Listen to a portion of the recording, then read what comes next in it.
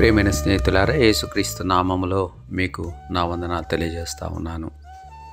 హబక్కు గ్రంథము 2వ అధ్యాయము 4వ వచనంలో వ్రాయబడిన మాట 2వ భాగంలో ఇలాగ ఉంది. అయితే నీతిమంతుడు విశ్వాస మూలముగా జీవించును అని వ్రాయబడిన మాటను మనం చదువుతాం. మనము ఈ భూలోకంలో జీవించడానికి లేక ఉనికిలోనికి రావడానికి కలిగిన కారణం దేవుడు అన్న వాస్తవాన్ని మనం గుర్తించాలి. దేవుడే మనకు ఊపిరిని అనుగ్రహించాడు, జీవించడానికి అవకాశాన్ని ఇచ్చాడు. అందుని బట్టి దేవుని మనము స్తుతించవలసిన అవసరత ఉంది. We are fearfully and wonderfully made అన్న మాట 139వ కీర్తనలో రాయబడి ఉంది. అనగా దేవుడు ఎంతో అద్భుతమైన రీతిలో మనల్ని కలగజేశాడు. మనకు ఈ శరీరాన్ని, శరీర సౌష్ఠవాన్ని దేవుడు మనకు అనుగ్రహించాడు.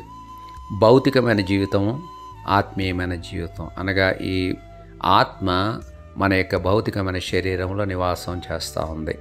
కాబట్టి ఈ భౌతికమైన జీవితం కావచ్చు, ఆత్మ సంబంధమైన జీవితం కావచ్చు, ఈ రెండు కూడా ముడిపడినవిగా ఉన్నాయి. మనము దేవుని యందలి విశ్వాసం చేత మనము జీవించగలము.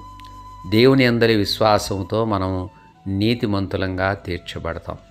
అంతేకాదు అదే నీతిమంతులు అదే విశ్వాసం వలన జీవిస్తారన్న విషయాన్ని దేవుని వాక్యము మనతో ప్రస్తావిస్తుంది. దీని గురించి రోమా 1వ అధ్యాయం 12వ వచనములోను, గలతి 3వ అధ్యాయము 11వ వచనములోను, హెబ్రీ 10వ అధ్యాయము 38వ వచనంలోను ఈ మాటల్ని మనం గమనిస్తాం.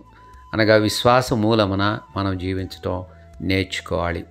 దేవుడు మన యొక్క సమస్యలకు పరిష్కారమై ఉన్నాడన్న నిరీక్షణ, విశ్వాసం. దేవుడు నా ప్రతి సమస్యకు జవాబు చెప్తాడన్నటువంటి విశ్వాసం.